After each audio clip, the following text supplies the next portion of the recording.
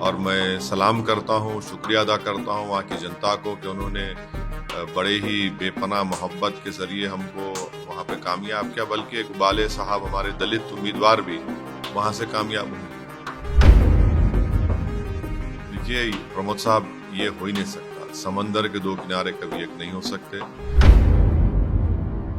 Sir, इस बार मराठवाड़ा में, पश्चिम महाराष्ट्र में, मुंबई जैसे शहरों इलाकों में आपकी मजबूती हुई।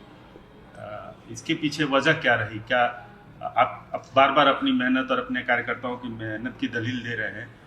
जो सियासी सूरत हाल जो बनी चुनाव के दौरान, आप उसको भी वजह मानते हैं या नहीं मानते हैं? क्या सियासी सूरत हाल तो बदल ही नहीं रही। देश में एक ही सूरत हाल है, उसमें तो उससे क्या करना है। अगर आप इलेक्शन से पहले काम नहीं करेंगे, इलेक्शन कैंपेन अगर आप दिन रात एक नहीं करेंगे, इंटेंसिव कैंपेन नहीं करेंगे।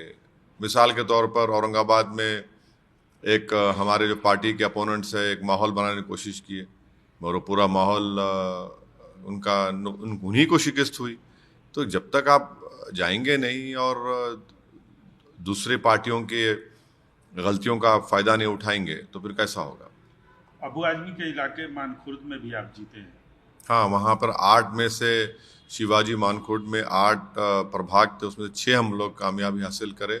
और मैं इसका क्रेडिट देता हूँ जनाब अहमद बलाला साहब, जो वहाँ के ऑब्जर्वर थे, और वहाँ के हमारे अतीक साहब जो वहाँ के प्रेसिडेंट हैं। उन्होंने अच्छे उम्मीदवारों का सिलेक्शन किया, और मैं सलाम करता हूँ, शुक्रिया अदा करता हूँ वहाँ की जनता को कि उन्होंने बड़े ही बेपनाह मोहब्बत के ज़रिए हमको वहाँ पे कामयाब किया, बल्कि इकबाल साहब हमारे दलित उम्मीदवार भी वहाँ से कामयाब हुए। सर, क्या बीएमसी मेयर चुनाव में आप बीजेपी को समर्थन देंगे? देखिए प्रमोद साहब, ये हो ही नहीं सकता। समंदर के दो किनारे कभी एक नहीं हो सकते। एक हमारे अकोट से 5 कॉरपोरेटर जीते थे। उनको हमने वार्न किया था। पहले उन्होंने हमसे कहा कि गुट बनाते खुद उनको नहीं मालूम था कि बीजेपी है, तो हमने उनसे कहा कि फ़ौरन जाकर आप आपके म्यूनसिपल कमिश्नर लेटर दीजिए, उस ग्रुप से बाहर निकलिए। उन्हें लेटर दिया। बाद में मालूम हुआ कि बीजेपी नेता के